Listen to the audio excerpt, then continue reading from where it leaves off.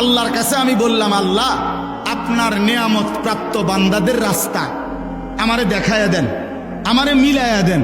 তো এই আয়াতে আইসা আল্লাহ তাআলা এই সূরা নিসার 69 নম্বর আয়াতে আল্লাহ তাআলা পরিষ্কার বলে দিছেন, শোনো আমার নিয়ামত প্রাপ্ত বান্দা হলো 4 শ্রেণী। কয় শ্রেণী? 1 মিনান নবিয়্যিন, সমস্ত নবীগণ। 2 অস-সিদ্দিকিন, সমস্ত নবীদের পরে উম্মতের মধ্যে সর্বশ্রেষ্ঠ ইমানদার যে, তারে বলে সিদ্দিক, যেমন আবু বকর সিদ্দিক। এজন্য মনে করেন ওই আদম আলাইহিস সালাম থেকে নিয়ে আমাদের নবী পর্যন্ত লাইন ধরছে, এরপরে উম্মতের লাইন, এরপরে নবীজির পিছনে উম্মতের প্রথম যে ব্যক্তি লাইনে দাঁড়াবে তিনি আবু বকর সিদ্দিক রাদিয়াল্লাহু তাআলা আনহু। এই সিদ্দিক মুহাদ্দিসিনে কেরাম, মুফাসসিরিনে কেরাম অনেকে বলেন সমস্ত সাহাবায়ে কেরাম সিদ্দিক। আল্লাহ তাআলা নবীদের পরে উনাদেরকে সবচেয়ে মর্যাদাবান করেছেন। তো আল্লাহ বলেন সমস্ত নবীগণ আমার নিয়ামত প্রাপ্ত বান্দা, সমস্ত সিদ্দিক যারা নবীদের পরে উম্মতের মধ্যে সর্বশ্রেষ্ঠ সিদ্দিক, তাদেরকে বলে তারা আমার নিয়ামত প্রাপ্ত বান্দা। 3 নাম্বার অশুহাদা, সমস্ত শহীদগণ যারা আমার দ্বীনের জন্য জান বাজি রেখে নিজেদের কলিজার খুন জীবন দিয়ে দিছে, শহীদগণ। 4 নাম্বার সালিহিন, আমার নেককার বান্দা, কারা প্রকাশ্যে এবং গোপনে, একাকী এবং সবার মাঝে, সর্বাবস্থায় যারা আল্লাহর হুকুম বিধান পালন করে তাদেরকে বলে সালিহিন, নেককার। ও মানুষের সামনে তেমনি জিমায় কুমায়, বুঝেন না কথা, কারে মনোজন একারে বুজুর্গি বাইয়া ফুটতে আছে, কিন্তু একলা হইলে দিন মানে না, পূর্ণ শরীয়ত মানে না। সেটা আমিও হইতে পারি, যেই হইতে পারি, এমন হইলে হবে না।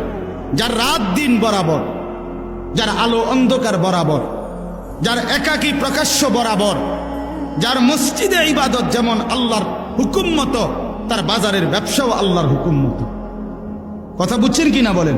সর্বাবস্থায় সব হালাতে আল্লাহর হুকুমের উপরে যে নির্ভর করে থাকে তারে বলে সালিহিন, নেককার, আল্লাহর প্রিয় বান্দা, আল্লাহ ওয়ালা। তো আল্লাহ বলেন নবীগণ আমার নিয়ামত প্রাপ্ত, সিদ্দিকগণ আমার নিয়ামত প্রাপ্ত, শহীদগণ আমার নিয়ামত প্রাপ্ত, সালিহিন আমার নিয়ামত প্রাপ্ত।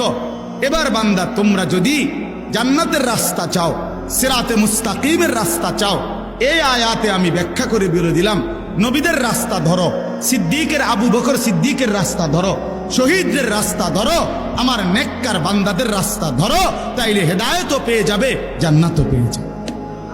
তাইলে অতএব ওয়া হাসুনা উলাইকা রাফিকা, আল্লাহ বলে তারাই বন্ধু হিসেবে উত্তম। এবার ছেলেরা তোমাদেরকে বলি, বাবারা আপনাদেরকেও বলি, যেই কোনো মানুষ, মানুষের একটি সৃষ্টিগত অভ্যাস হইল মানুষ একাকী থাকে না। মানুষ কারো না কারো সাথে বন্ধুত্ব করে, মানুষ কারো না কারো সাথে সম্পর্ক করে, মানুষ কারো না কারো সাথে চলে। একলা মানুষের ভাল লাগে না, ঠিক কিনা বলেন না কেন? তাহলে যে কেউই যে কারো সাথে চলে, আল্লাহ তাআলা বলেন ওয়া হাসুনা উলাইকা রাফিকা, এই 4 শ্রেণী হলো উত্তম বন্ধু। আল্লাহ তাআলা বলেন অতএব সঙ্গী যদি বানাও তো তাদেরকে বানাবা নবীর পথে চলে যারা, সিদ্দিকের পথে চলে যারা, শহীদের রাস্তায় চলে যারা, সালেহীনদের রাস্তায় চলে যারা, তারাই হলো মূলত বন্ধু, তারাই হলো মূলত সঙ্গী। এজন্য যেই কোনো যুবক, বৃদ্ধ, নারী, পুরুষ, সে চলাফেরা, বন্ধুত্ব, অন্তরঙ্গতা, উঠা বসা আল্লাহর কসম করতে হবে তার সাথে, যার সাথে চললে ফিরলে আল্লাহর কথা মনে হয়, আখিরাতের কথা মনে হয়, নাজাতের কথা মনে হয়, জাহান্নামের ভয় আসে, জান্নাতের ফিকির আসে। হ্যাঁ, এটা হলো মূল গুরুত্বপূর্ণ বিষয়। সোহবত জরুরি, সাহচর্য নেককারের জরুরি। সাহচর্য যে যার সংস্পর্শে আসে এটা আসর করে, আসর করে। আপনাদের কাছে অনুরোধ করলাম, এই একটা তাফসিরের এক অংশ বললাম। আল্লাহ তাআলা বলেন আমান ইউতিল্লাহ ওয়ার রাসূল ফাউলাইকা মাআল্লাযীনা আনআমা আল্লাহু আলাইহিম।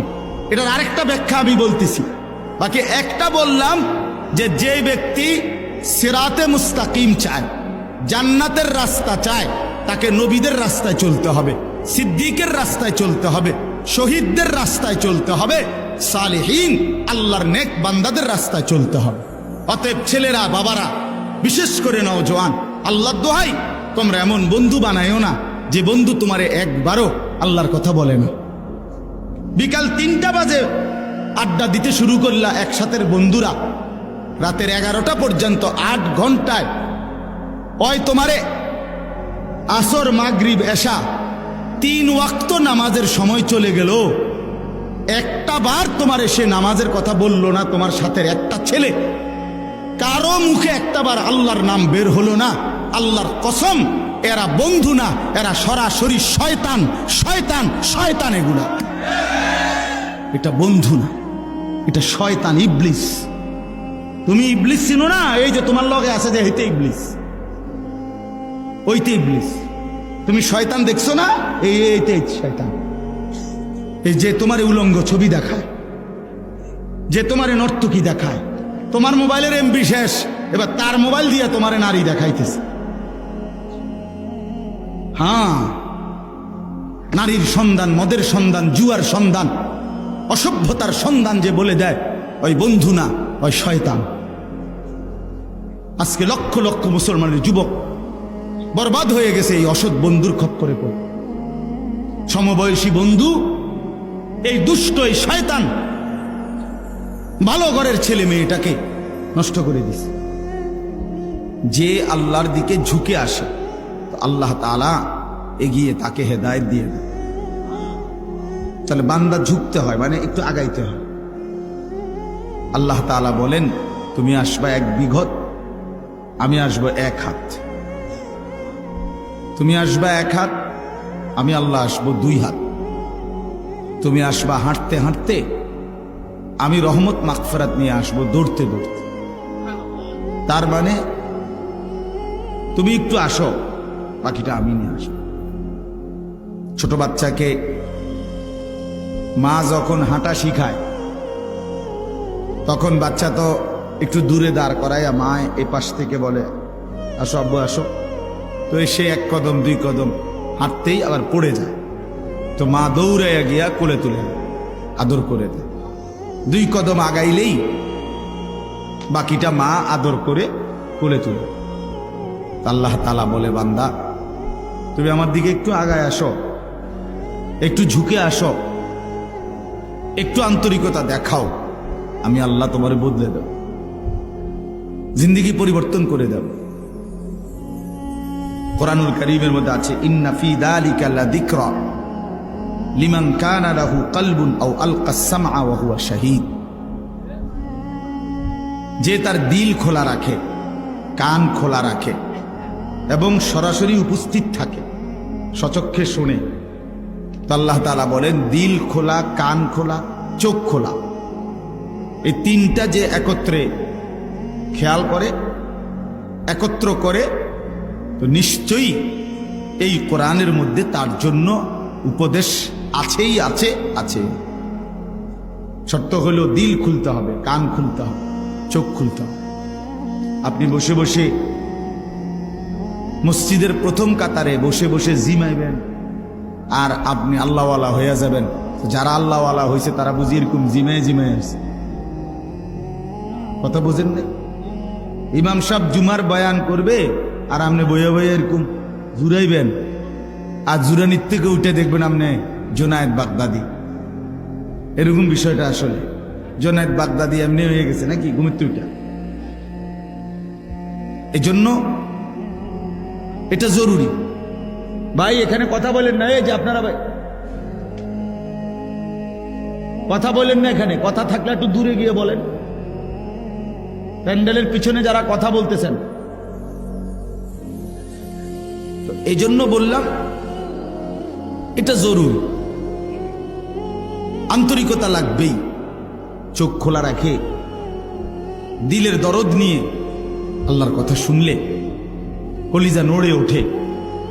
তাকশাইরু মিনহু জুলুদুল্লাযীনা ইয়াখশাউনা রাব্বাহুম। আল্লাহ তাআলা বলেন, আমার কোরআন এমন, অন্তরে যার আল্লাহর ভয় আছে, সে যখন এই কোরআন শুনে তখন তার শরীরের চামড়ার উপরে যে পশম সেগুলো দাঁড়িয়ে যায়,